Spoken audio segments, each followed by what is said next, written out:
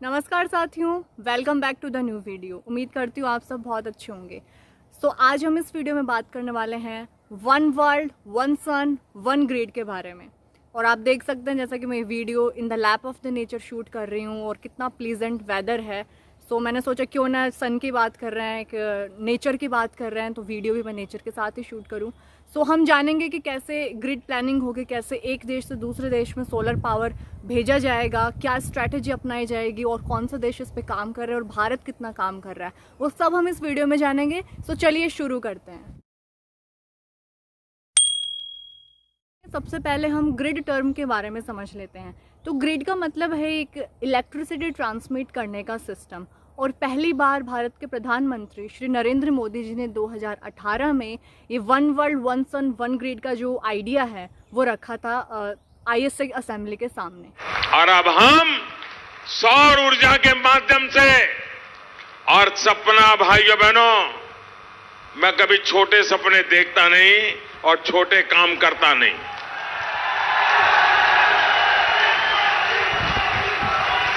हमारा सपना है one world one sun one grid, एक दुनिया एक सूरज एक व्यवस्था। उनका कहना था कि एक ऐसा सोलर ग्रिड सिस्टम बनाया जाए जिससे एक देश दूसरे देश में सोलर पावर की सप्लाई कर सके। सपोज हमने इंडिया में एक सोलर पावर जनरेट कर लिया, तो we can send it in cold countries like Finland, Norway, जहाँ पर हमेशा ठंड रहती है। और वैसे भी यूरोपियन कंट्रीज में फ्यूचर में सोलर पावर की बहुत ज़्यादा ज़रूरत पड़ने वाली है। हाँ, यूरोपियन कंट्रीज़ के अलावा भी बहुत सारी कंट्रीज़ है जहाँ पर हम सोलर पावर सप्लाई कर सकते हैं, जैसे अफ्रीका एक बहुत बड़ा मार्केट है, एक ह्यूज मार्केट है, but due to bad governance and corruption वहाँ पर ये जो सोलर पावर सेक्टर का जो मार्केट है वो डेवलप ही नहीं हो पा रहा है। तो हम यहाँ भी सोलर पावर सप्लाई कर सकते हैं भविष्य में।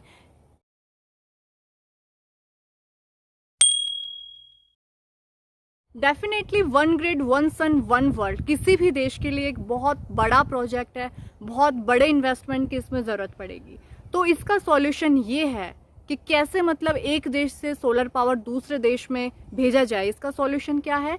अंडर सी केबल, समुद्र के अंदर केबल्स बिछाई जाएंगी और फिर हम सोलर पावर जो है उसे दूसरे देश में भेज सकते हैं, ट्रांसफ़र कर सकते हैं। और सी केबल बिछाना कोई बहुत 1 साल का या 2 साल का काम नहीं है, इसमें 10 से 15 साल या इससे भी ज़्यादा टाइम लग सकता है to transfer the solar power in the entire nation from India.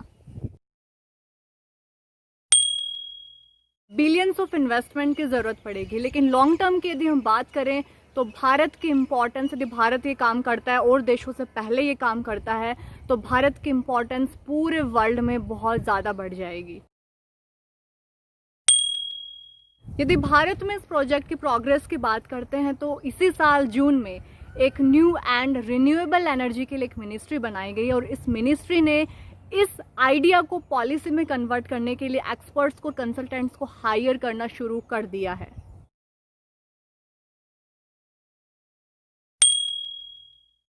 और one sun one world one grid का जो मंत्र है वो है द सन नेवर सेट्स। हालांकि साइंस की भाषा में ये सही नहीं है, क्योंकि एक जगह यदि सनराइज हो रहा है तो एक जगह सनसेट होगा। बट यदि सभी देशों को एक कॉमन ग्रिड से जोड़ दिया जाए तो टेक्निकली ह्यूमन बींग्स के लिए सन कभी सेट नहीं होगा। लाइक इंडिया में यदि दिन है और फ्रांस में यदि रात है तो इंडिया सोलर पावर वहाँ सप्लाई कर देगा। तो इस तरह से सन कभी सेट होगा ही नहीं ह्यूमन बींग्स के लिए। विद इंडिया सोलर स्पेक्ट्रम जो है वो 2 जोन्स में डिवाइड किया गया है। First is far east and second is far waste. Far east में जैसे म्यांमार, लाओस, कंबोडिया, थाईलैंड आदि देश हैं, और फार वेस्ट में अफ्रीका और सारा मिडल ईस्ट। हालांकि वेस्ट में हम USA की बात नहीं कर रहे हैं, बहुत ज़्यादा दूर है, अभी वहाँ पर ये सोलर ग्रिडिंग की जो प्लानिंग है वो नहीं की जा रही है। सोच रहे होंगे कि ये देश तो खुद भी सोलर पावर प्रोड्यूस कर सकते हैं, तो भारत से क्यों लेंगे या भारत क्यों सप्लाई करेगा? हाँ, कर सकते हैं, बट भारत की जो इकॉनमी है वो बहुत बड़ी इकॉनमी है और भारत बहुत बड़ा इन्वेस्टमेंट कर सकता है। ह्यूज इकॉनमी है तो ह्यूज इन्वेस्टमेंट कर सकता है। सेकंड, भारत में ऑलरेडी हमारे पास सोलर पावर प्लांट्स हैं, हम उन्हें सोलर पावर प्रोड्यूस कर रहे हैं। सो सोलर पावर को हार्नेस करने की एबिलिटी भी भारत के पास उन देशों के मुकाबले ज़्यादा है। And one of the most important and one of the most biggest, Bharat में दुनिया का सबसे बड़ा पावर प्लांट है। अब आप मुझे कमेंट बॉक्स में बताइए इस पावर प्लांट का नाम। भारत इस प्रोजेक्ट को 3 फेजेस में कंप्लीट करेगा। फर्स्ट फेज में भारत मिडल ईस्ट के कंट्रीज को जोड़ेगा, साथ ही यूरोप तक बाद में हम इसे एक्सटेंड करेंगे थ्रू सी केबल्स, और इसके साथ ही साथ जो आसियान कंट्रीज हैं, नीचे श्रीलंका है, इन देशों को भी भारत इसी फेज में कनेक्ट करेगा। सेकेंड फेज में हम अफ्रीका पे फोकस करेंगे। जैसा कि मैंने आपको बताया, बहुत बड़ा मार्केट है अफ्रीका अपने आप में। सो जो भी देश अफ्रीका में सोलर पावर को सप्लाई करेगा वो यहाँ से बहुत ज़्यादा रिवेन्यू जनरेट करेगा। और भारत के लिए सबसे बड़ा एडवांटेज है, as compare to China, Bharat जो है जोग्राफिकली अफ्रीका के ज़्यादा नज़दीक है।